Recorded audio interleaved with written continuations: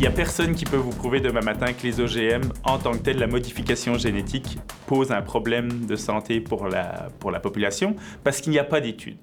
Donc, c'est sûr que quand on ne cherche pas, on ne trouve pas. Quoi qu'on en pense, là, il existe des centaines d'études d'impact au niveau environnemental puis sur la santé également. Donc, on a toutes ces données-là. Puis en plus, là, maintenant, on a 25 ans d'expérience d'application, là. L'amélioration génétique par sélection et par croisement se fait depuis des milliers d'années.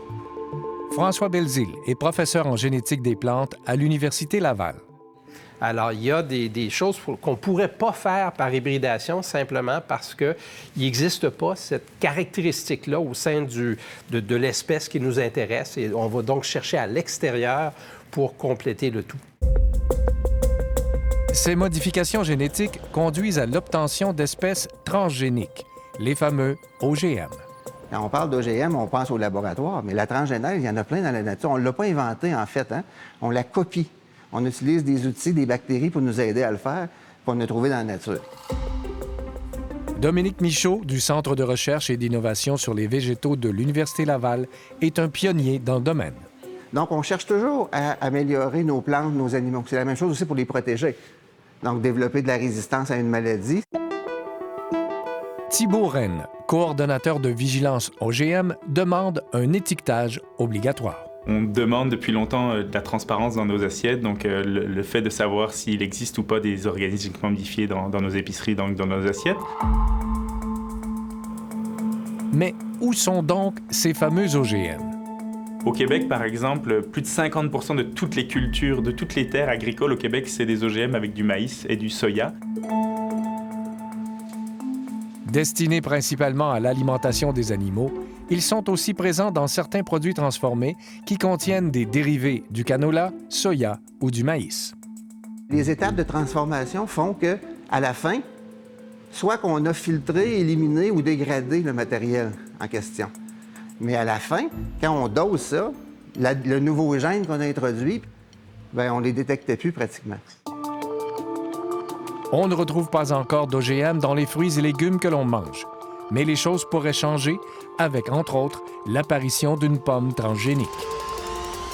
Vendue précoupée, la pomme Arctic ne s'oxyde pas et garde sa couleur originale pendant 28 jours. On n'ajoute pas de nouvelles protéines de l'extérieur. On ajoute de l'information génétique pour aller empêcher l'expression d'une protéine qui est déjà dans la pomme, puis qui est la cause du brunissement lorsqu'on va couper, lorsqu'il y a des blessures. Pour l'instant, cette pomme est uniquement produite aux États-Unis. L'entreprise Simplot a développé de son côté une pomme de terre qui résiste aux meurtrissures lors de la récolte. Ça veut dire que quand on parle de gaspillage, ça peut être intéressant, là. C'est peut-être qu'on gaspille moins de nourriture. De plus, cette pomme de terre produit moins d'acrylamide pendant la cuisson, une substance potentiellement cancérigène.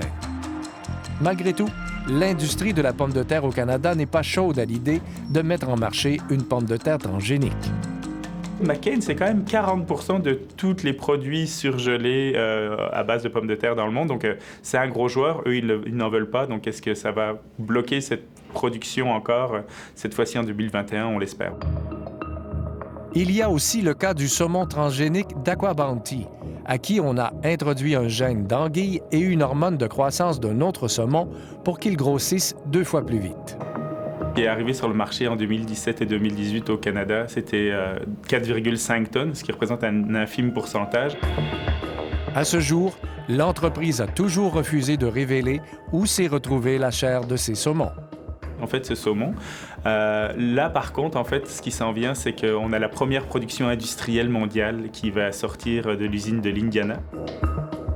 S'il a été approuvé, c'est que les données ont démontré qu'il n'y avait pas de problème, il n'était pas plus dangereux qu'un saumon non transgénique qu'on achète et qu'on va consommer. Que ce soit l'alimentation humaine directe, à même une plante, OGM, ou indirecte via des animaux qui auraient consommé des aliments dérivés des OGM, je connais aucun cas où on ait pu indiquer qu'il y avait là, un effet néfaste, une conséquence néfaste associée à ce phénomène-là.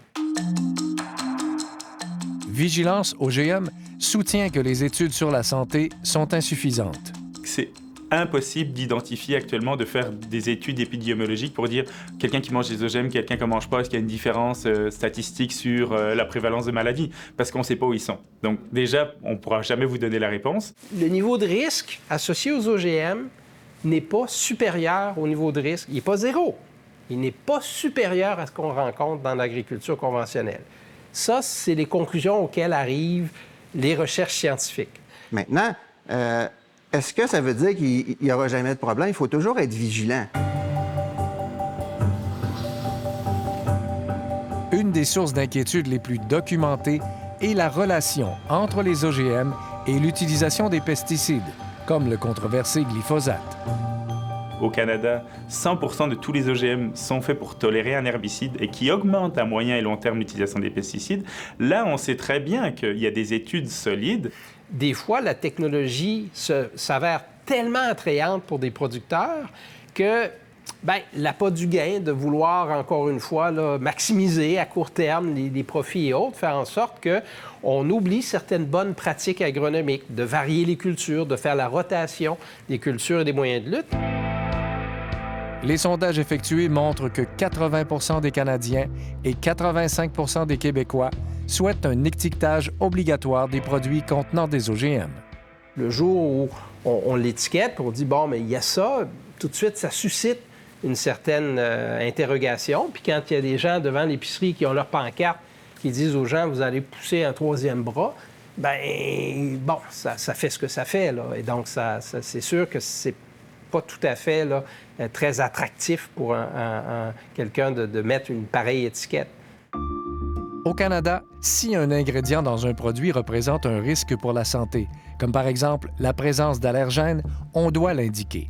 Si on ne trouve pas de mention sur les OGM, c'est que le gouvernement canadien les considère comme sécuritaires. Et les questionnements, les inquiétudes sont souvent les mêmes, mais peut-être parce que ça n'a pas été répondu de façon satisfaisante depuis 20 ans. Là. En fait, c'est un droit fondamental de savoir ce qu'on mange.